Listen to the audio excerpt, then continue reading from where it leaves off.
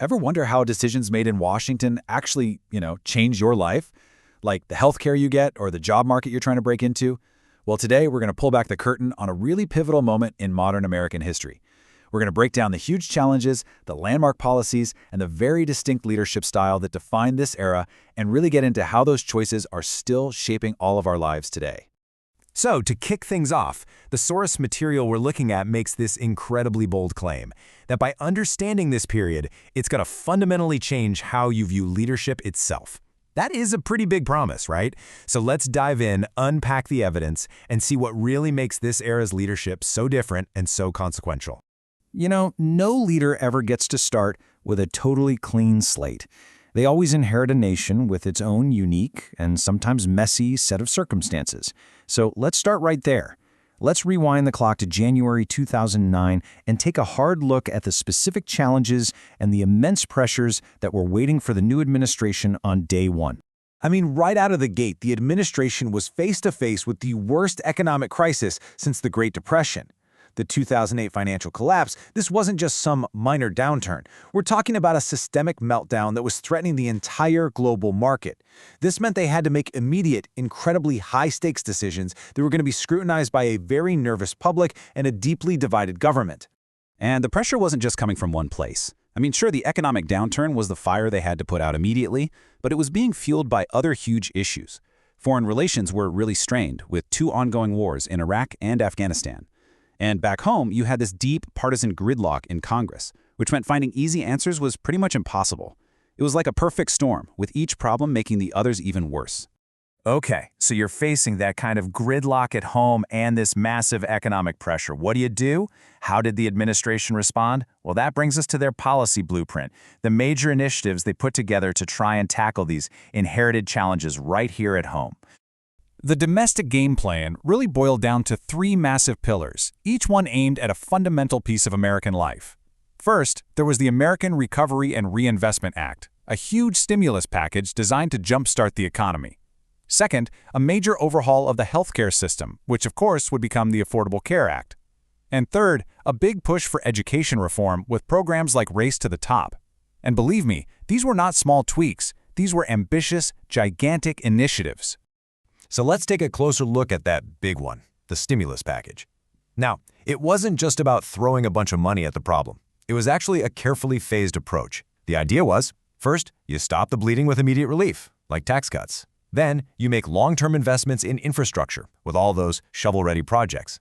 After that, you send aid to states to stop them from having to lay off teachers and first responders, all while you're investing in green energy to help build for the future. As you can probably guess, these policies were incredibly polarizing. On one side, you had supporters pointing to things like preventing a second Great Depression, the successful auto industry bailout, and millions of people getting health insurance. And they were saying, see, it worked. But on the other side, critics were raising these huge red flags about the ballooning national debt and government overreach, which really fueled movements like the Tea Party. It highlights this fundamental American debate. What's the right role and size for government in the economy? All right, but the challenges weren't just here at home. A huge part of being president is navigating the incredibly complex world of international relations. So let's pivot for a minute and take a look at the administration's global strategy. This timeline gives you a really clear snapshot of the key moments on the world stage. You see an early attempt to reset relations with Russia, that historic diplomatic opening with Cuba, and of course, the long, difficult negotiations that led to the Iran nuclear deal. A really major strategic move was what they called the pivot to Asia, which was all about reorienting American focus toward the growing economic and strategic importance of the Pacific region. So if you had to boil down the entire foreign policy goal into one sentence, it was this: a deliberate shift away from unilateral action and towards multilateral diplomacy. After a period where a lot of relationships had become strained, the focus was really heavily on repairing those alliances and re-engaging with international institutions. It was fundamentally an attempt to reposition America's standing in the world. So far, we've talked a lot about what was done, both here and abroad. But just as important is how it was all done. So let's dive into the president's very distinct style of leadership and communication. And this is where things get really interesting, because there's this crucial distinction to make. You've got the public communication strategy, which was often seen as calm, professorial, the whole no-drama Obama persona. But then, on the other side, you had the internal process, which was reportedly filled with these intense, data-driven, and often really long debates among his advisors.